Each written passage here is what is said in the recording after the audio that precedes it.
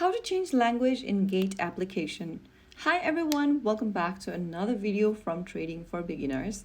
If you are trying to use the Gate application on your own language, then here's how you do it.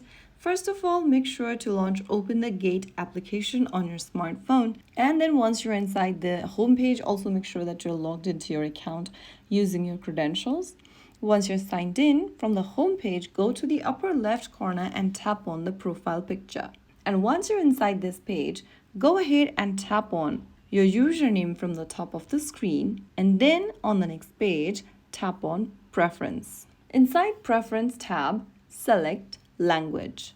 Now from the list of languages available, choose the language you want to change to. Select your preferred language and click on Confirm Switch button to confirm the change. And now if you go back, you'll be able to see your language changed immediately.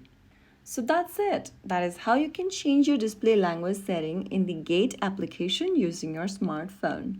If you found the video helpful, don't forget to like, share, and subscribe to our channel. I will see you again in the next video. Stay tuned and thanks for watching.